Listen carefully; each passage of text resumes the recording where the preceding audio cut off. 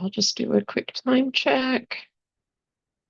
Right, I do have 2:01, so let's go ahead and kick it off. So again, my name is Heather. Welcome in. This is Accessible Web Thursday office hours webinar, first of the new year. Again, Happy New Year. We're so glad you're all here with us. I'm going to offer a couple of housekeeping items quickly before I hand it over to my colleague Isabella to get us all up to speed on what we need to know about digital accessibility deadlines coming up in this new year, 2026. So the first thing to note is that this webinar is going to be recorded and will be available on our YouTube channel. It's also being streamed live there now. So be sure to head on over there to check that out, subscribe, and also you'll have access to all of our prior webinar content from the last year and a half there as well. So check that out. Second thing is keep an eye on the Zoom chat where we'll be dropping a code for a 1-month trial subscription of our RAMP accessibility software. And we'll also be using the chat and the Q&A for audience engagement at the end. So if you have questions, comments, suggestions, go ahead and put them in there. And your questions can be, of course, related to today's topic or any other topics in the digital accessibility space. I think that's everything for me. And I will go ahead and hand it over to you, Isabella. Perfect. Okay. Hello, my name is Isabel Logan, and today I'm going to be talking about preparing for your digital accessibility deadlines in 2026. And just a quick note before we begin, um, this presentation is going to deal with legal matters, and we are not legal experts. This is just our interpretation and understanding of the law based on our knowledge in digital accessibility. So please don't take this as legal advice. Perfect. So I'm going to start off with talking about some of the technical requirements that these deadlines have. Then I'll go into what the deadlines are, and then I'll talk about developing a roadmap to compliance. So to start off, you're going to hear this term a lot, WCAG, and that's going to be our web content accessibility guidelines. These are a list of success criteria that ensures that web products are accessible. They were developed by W3C and they're a globally recognized list of accessibility standards. They currently have three published versions of WCAG. That's going to be 2.0, 2.1, and 2.2. Within each version, there are three conformance levels. So we have single A, double A, and triple A, with A, a single A being the lowest level of accessibility and triple A being the most. So, it's important to note that each version is going to add success criteria that aren't present in other versions, but they're designed to be backwards compatible. So if you're conformant to 2. WCAG 2.2 AA, you're also going to be conformant with WCAG 2.1 AA. So the list of success criteria are going to be based off of something we call the POUR principles, which stands for perceivable, operable, understandable, and robust. So first let's talk about perceivable. This is going to be that information and user interface components are presented to users in ways that they can perceive. So an example of this would be having text alternatives for meaningful images. The second principle is going to be operable. This means that user interface components and navigation are operable to all users. An example of this principle would be making sure that all website functionality is operable to keyboard alone. The third principle is going to be understandable. So information, the operation of user interface must be understandable. An example of this would be making sure that your page's default human language can be determined programmatically. And then our fourth principle is going to be robust. So content must be robust enough that it can be interpreted by a wide variety of user agents, including those using assistive technology. An example of this is going to be making sure that each component on your website has the correct programmatically determined role. So next we're going to talk about the upcoming compliance deadlines within the United States this year. To start off, the one that you probably have heard of the most is going to be that ADA Title II deadline.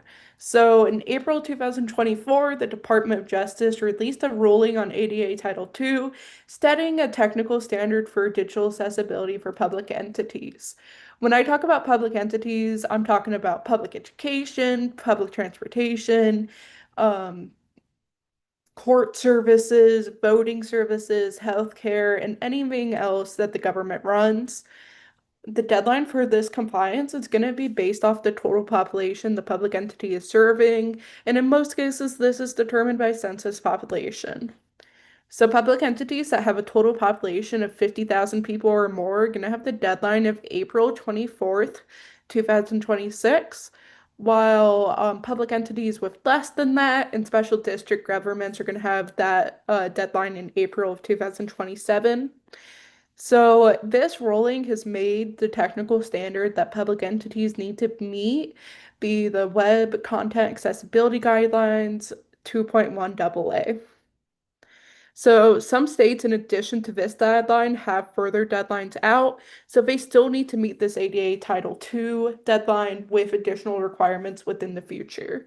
One of those states are going to be Washington State. They require that technology that entities present to users need to conform with WCAG 2.2 AA by July 1st, 2026.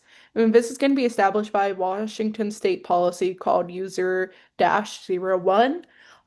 It's important to note with both this and ADA Title II, they cover websites, mobile applications, social media posts, conventional electronic documents, and digital products are owned by the public entity. But it is important to note two key differences is that the ADA Title II, you need to meet WCAG 2.1 AA standards for anything owned by that public entity, while the Washington State 2.2 AA standard only is applicable to information that the state presents to users, so more public information on the state that the state provides. And then the next state we're going to talk about is technically not in 2026, but it's close enough, so we'll still talk about it. It's New York State. They have a new law that requires that newly launched state agency websites and state agency websites that are undergoing changes to form and function need to conform with WCAG 2.2 AA by January 1st, 2027. So this is going to include any website that are made by a third party on behalf of a state agency. And this is going to be established by a New York state policy called NYS-P08-005. And again, it's important to note that New York State only focuses on state agency websites meeting the WCAG 2.2 AA compliance deadline, while Washington and the ADA Title II standards are going to focus on websites, applications, documents, and social media content. And if you want more information about ADA Title II and its exceptions, please check out our previous webinar, Beginning Digital Accessibility for Local and State Governments.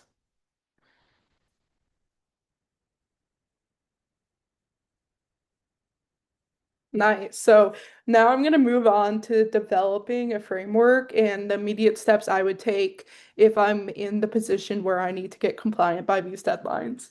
So first, I would research deadlines and the compliance requirements for those.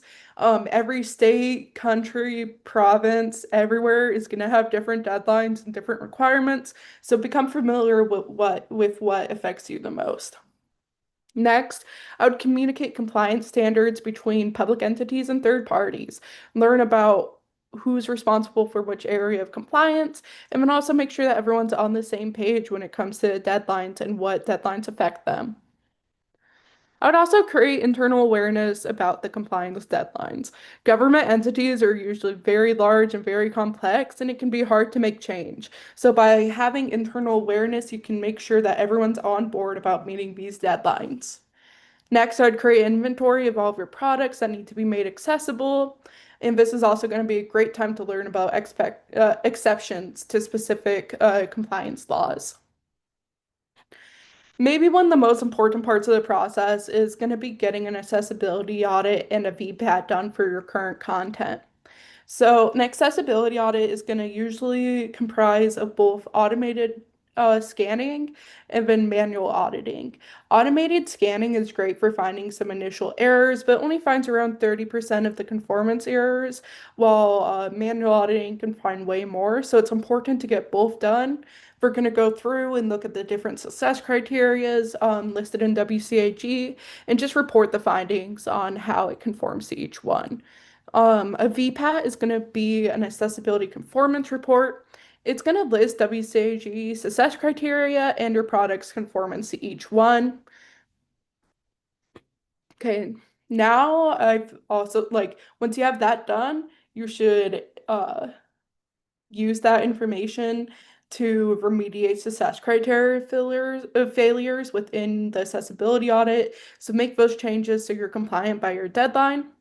And a important part of the process that gets overlooked is performing user testing with native assistive technology users. Just because something meets the WCAG success criteria doesn't mean it's an accessible, good experience for the people who need that technology. So by using native users who are going to use this every day or going to use your product, it's really important to get that feedback so you can make the best experience possible. So once these deadlines have passed, it's really important to have continued compliance. Just because you're compliant at one point in time doesn't mean you're going to be compliant every single day into the future. So here's just some quick, easy steps I would take to be work on continued compliance. First, I would provide employees with digital accessibility training, really foster an environment of caring about accessibility. Next, I would create a cycle of receiving accessibility audits and performing remediations. It's really important to do this just because, again, if your product is accessible at one point in time, doesn't mean that new content is going to be made accessible.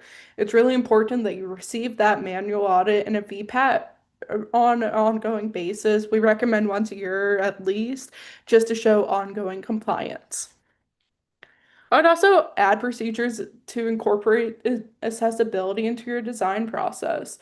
It's way easier to make something accessible from the beginning versus going in at the very end and changing things around to make it accessible. So always design with accessibility in mind. Next, I would make sure that all your third-party vendors are on the same page when it comes to digital accessibility as you. It's a really good time to make sure that third parties have VPATs and are actively working towards compliance. And if they aren't, it's a good time to have a conversation and explore those potential other options. And then finally, keep up to date with potential new accessibility laws that may affect you. The law is always changing, new deadlines are appearing, new technical standards are coming out. So make sure that you know what you need to be compliant with. So, how can Accessible Web help you? We have web accessibility software. This contains tools that will automate and facilitate continuous compliance and with different updated accessibility standards. And this, we already shared the coupon code for this that we have. The next one that we have is going to be accessibility audits. So we can perform these comprehensive evaluations of web and mobile applications to identify your compliance gaps with WCAG 2.2 Level A. We also offer consulting and training. So we have expert guidance on training sessions on how to implement and maintain accessibility standards. And then we also can make those voluntary product accessibility templates, those VPATs, so we Yeah, can make the document showing your perfect. failures. Oh, Thank you, Isabella. No, that was awesome. Yeah, and those I'll jump right in on the VPAT question. If anybody has any questions related to today's presentation or more broadly, please drop them in the Q&A section. We'll also be monitoring the chat, but Q&A is a little easier. So yeah, on the topic of VPATs, we offer VPATs as a deliverable of the audit process. Manual audits are required to put together a VPAT. As mentioned, automated scanning is an excellent first step. It's a really efficient and cost-effective way to begin thinking about accessibility and getting kind of an automated only baseline for where you could currently be and just kind of developing familiarity around this level, this kind of work. But in order to put together a VPAT and an ACR, which are connected documents we'll talk about in a second, you do need to do a full manual audit because manual auditing is required as per WCAG and guidelines to fully assess all success criteria. And so what is the difference between an ACR and a VPAT? A ACR is an accessibility conformance report. It is usually, if not always, built around the VPAT template, which is, the industry standard for reporting on conformance with WCAG. There are various versions of the VPAT, some of them tailored to specific regulations, for across different countries. There is an international version that is kind of the most broad that we typically fill out for most customers unless requested otherwise. But it makes up the meat of that ACR. The Accessibility Conformance Report provides additional context on the assessment procedures and methodology. It's kind of the like completed report with the cover sheet, the methodology, the procedures, the scope of the project, any additional documentation. You can include third-party VPATs that may be relevant to the platform because they're tools used in there. So but the meat of it is that VPAT report, which is a trademarked template used to report on WCAG conformance. And then we had another question in chat about the links to the Title II specific webinar, and my colleague posted that in the chat. So if you're interested, feel free to check that out and save that link so you know where to reference that video. Okay, opening up Q&A here. With only limited time left until the deadline, if we can't fix everything, which elements should we prioritize to mitigate the highest legal risk? So yes, we're kind of getting close to the crunch time for this first deadline here for Title II updates and getting conformant. And the goal would be to be fully conformant by that deadline. But realistically, there are going to be a lot of organizations and companies and even procurement departments that are still ramping up to these new regulations and to procuring accessible technology efficiently, as well as producing and fixing it. The first step is to get a baseline of where you stand. Before you can begin fixing things, you need to have the audit done. You can engage with automated tools like right away because they can be self-set up and are really easy to get started with, like RAMP. But the first step is to do that audit and to get an initial VPAT. Even if your VPAT is really not great right out of the gate, it's still better. And that is actually baked into many of the regulations and the way these laws are worded. It is still better to have a poor VPAT than no VPAT. And so that would be the first step there, is to get that document, to contract with a third-party accessibility company who can help you do it right the first time. And then once you have the VPAT, that is when you can really have a conversation about prioritization of remediations. When we work with customers, the next step after the audit is completed and we have delivered those results is to connect for kind of a prioritization conversation when we hand off those results. So we can help you prioritize specific to your resources, to your customers, to the highest traffic elements and flows in your application or product. So you got to get that baseline first is my central point there. Does anybody else have anything they want to add to this question? All right. Heather here. I was just going to say that was a super thorough explanation. And we are talking about legal deadlines here, and that tends to be the things that gets people's attention. And I would also offer alongside that a bit of a gentle mind shift, maybe towards how can we get started creating a better user experience for everyone who comes to either our website or uses our application or our software or whatever, because ultimately that's why these laws are in place. And it can be a little softer way of thinking about this, and it's also a little less scary. And so just kind of hold that alongside. Yes, we also need to meet our legal obligations.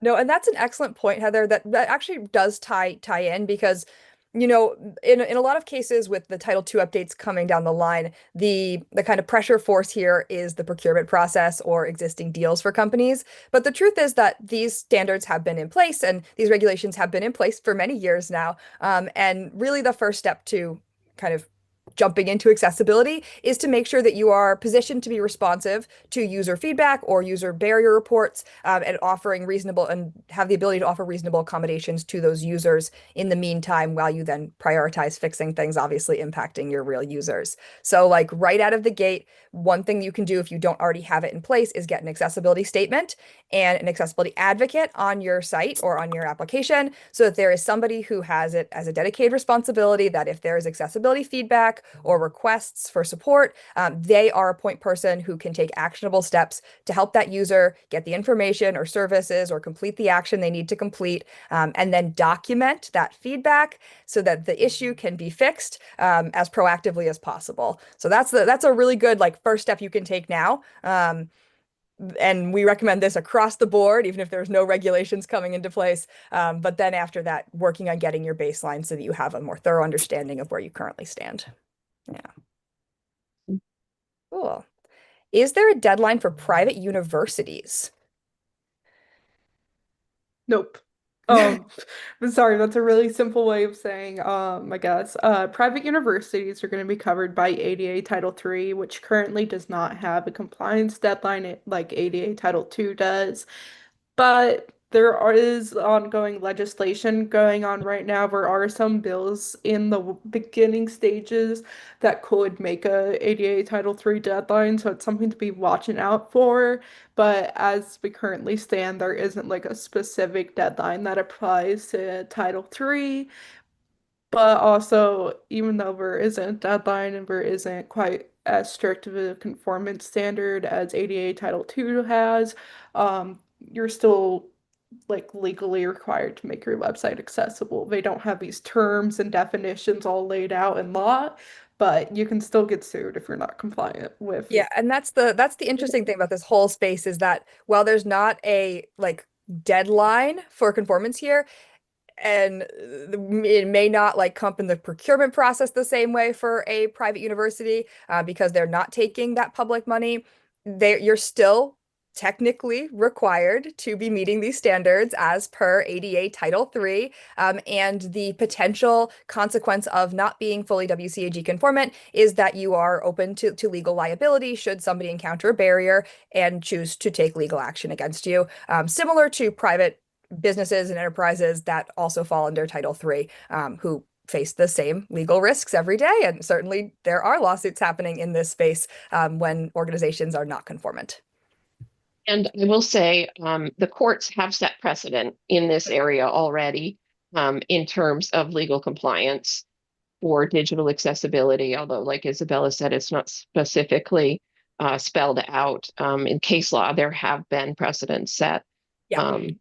In this area. So it's still important. Also just good to know.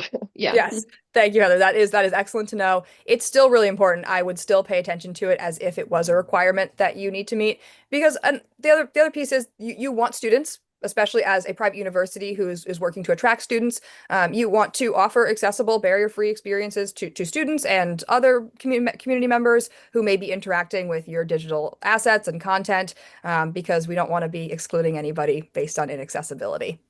Yeah. Okay, great and helpful information about how to develop a framework. The list of immediate steps is a valuable tool to reference when communicating with others in the organization and third parties. Who have you found is responsible? Do they have to be an accessibility specialist to take on the responsibility? Thank you. I'm open to, I'm a little curious about kind of the framing of this question and what person in an organization you're talking about taking on responsibility. If you're talking about within like your own organization, if you don't have kind of an established accessibility guild or anything, it depends on who has the capacity and interest. It would be my thought. You want to, in terms of accessibility, have it be somebody who can motivate or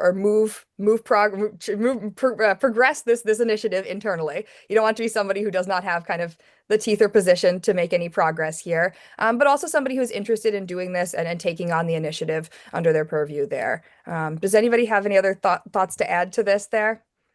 Yeah, so it's Heather here again, Gianna, and you alluded to this. But really, one of the best things you can do is, whoever ends up, sort of taking on this role, at least initially, whether that's one person or a whole team or however, depending on your size of your organization, that person really needs to be empowered within the organization. They need to have access to the resources. They need to have access to in the ear of the decision makers in order to enact any sort of meaningful change or progress in this area. So, really making sure that if and when you're making this commitment, that those kind of organizational supports are in place.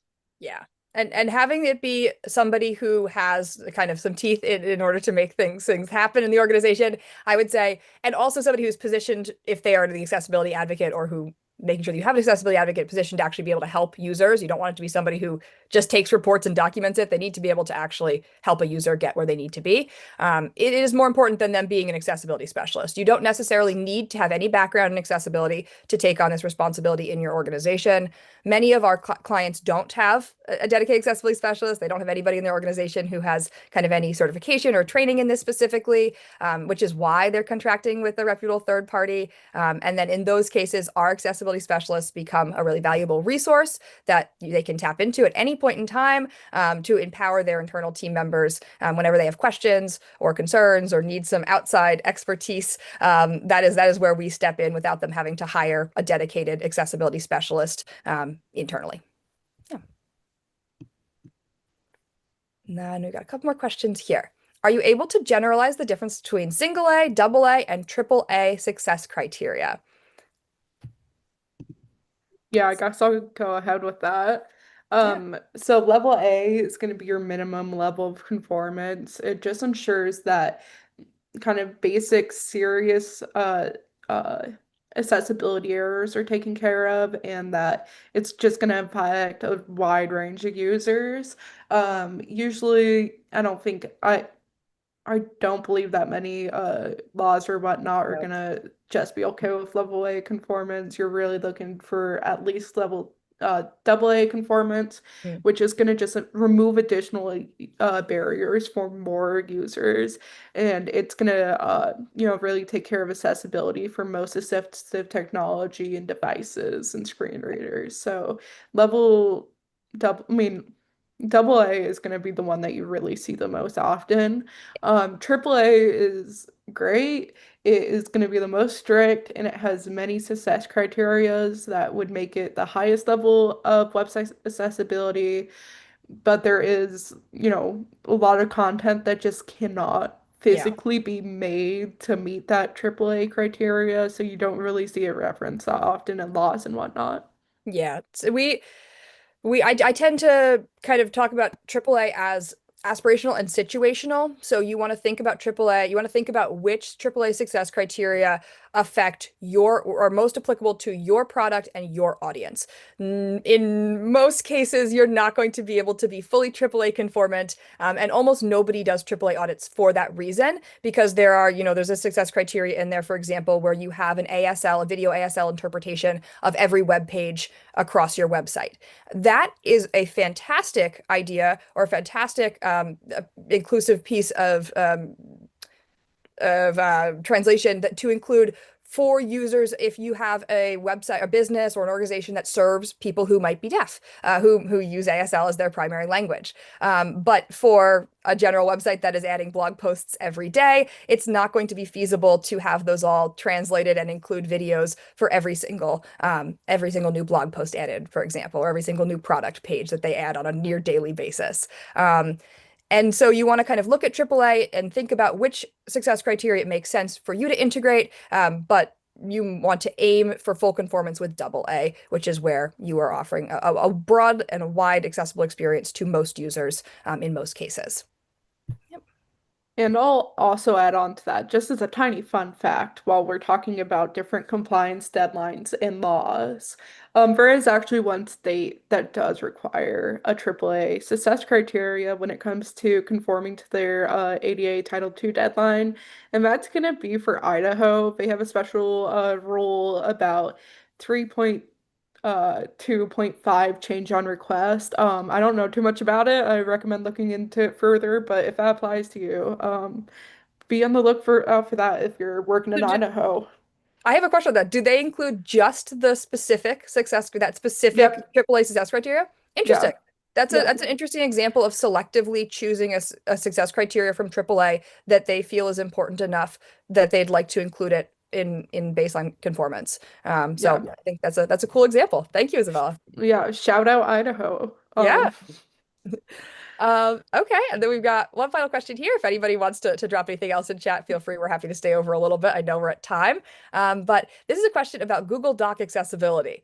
So I'm gonna punt this one to you, Isabella, for sure, because I know we've talked about this before. What can you say about making Google Docs, especially slides, accessible? I understand that the viewer is not accessible, even though we can make the content accessible. This is a whole nother webinar, Yes, it probably. is. Um, so the first thing I will say is if you have access to Microsoft products, it's gonna be significantly easier. But if you're asking this question, you probably know that. Um, the most important thing for docs is going to be using your title elements and your heading elements correctly. That's the select element that's going to be right next to your font choices. So using those correctly is going to be massive for navigation. Um, that's huge. And then also using your appropriate heading nesting and adding good alternative text.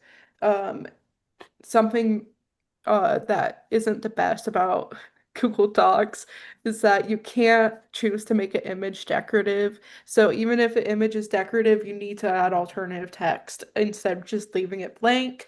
So I recommend just typing something like, hey, this image is decorative. A few additional considerations is let me don't use tables for layout purposes in Google Docs. I see that quite often, and I think that's a pretty big one I see missed. Mhm. Um, to sorry for so many examples. I'm like having my notes doc up. The other thing that I think gets overlooked a lot is forgetting to set a document language. So you can go into the settings and set your file language to the appropriate language because Mhm. that will communicate that to screen readers. So that's just some very basic overview of what I recommend for Google Docs. And then as Google Slides goes, Google Slides even worse. Is. Google Slides, Which is a um, bummer because it's so widely used in education yeah, spaces. So we talk about this quite a bit internally because there are a lot of educational organizations that rely on Google Docs and Google Slides specifically to share and present content. And they're very, very hard to make yes, accessible fully. and annoying And to make annoying. access. Sorry, but I you can tell I've dealt with this a lot. For Google Slides, the number one thing you're gonna want to deal with is something called the theme builder. This is basically a way to make your templates. And that's also where the majority of the accessibility is going to be happening. Adding in title elements in there is important. You want every single slide to have a title element, and then other important things within there is let me hurry and within the theme builder, that is where you're going to want to make your navigational tabbing order for the slide. And it's really annoying having to bring things to the front, bring things to the back. You can't physically see the order of how things are going. So it's a lot of playing around trying to figure out how to set an appropriate tab order. And when we have the same issues with images not being able to be coded as decorative, so you have to add alternative text. And as you can see, there's a lot of like parts of Google Slides that are very complex for making accessible. So yeah, I guess the answer to this question is if you're able to use Microsoft products or Adobe Acrobat, your life is going to be 10 times easier. Yeah, and of course, feel free to reach out to our team. I know the user who asked this is one of our clients, so feel free to reach out to our team, and we Perfect. can chat more about this. This is an area of Isabella's expertise specifically, and she could support your specialist on this conversation, so we can talk way more about that. And then we have a final question here. Does double A require tables to include alt text?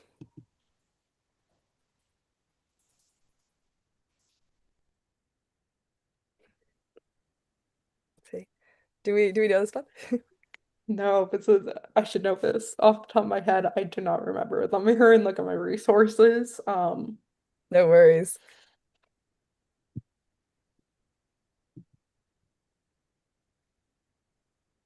Hello, everybody. Ben Hello, here. Ben. So with tables, I just to make sure that I understand the question, is this saying that there should be alternative text present to relay the same information that's being portrayed visually through a table? If that is the question, then if the table is coded correctly, there shouldn't be the need for any alternative text to be present. Tables, when set up correctly, are accessible to users of assistive technology. So there shouldn't be the need if you're using a table to just portray something visually and you're not using it as like an actual functioning table, just using it for the layout purposes. Mhm. That would be an instance where I'd consider that to be close enough to like an Yeah. image that yes, you'd want alternative text present. Mhm. But for a normal table, there shouldn't be the need for alt text if it's set up correctly. All that Yeah. information should be relayed properly. And then obviously if you have, and this is not a best practice at all from my understanding, but if you have like an image that is of like a table or something, but it is in image form, that would obviously need alt text. It would be a complex image, most likely, if you chose to keep it that way, though it would be preferable, I believe, to code it as an actual table so that it can be just read out without having to put some very complex alt text. All right. Well, that is all the questions for today. As always, if you have a more specific question or a follow-up question from today's presentation, please feel free to reach out to us. We are readily available on our website. We've got a few contact us forms around. And we're also here every Thursday. So feel free to join us again for another webinar in office hours. And we'd love to reconnect next week. So bring some more questions and join us for a different topic. Thank you, everyone. Gianna. Thank you, Yes. Isabella. Thanks, Ben, for jumping in, and we'll see you all back here next Thursday. Yes. Thank you, Heather and Isabella. Excellent presentation today. Bye, everyone. Bye.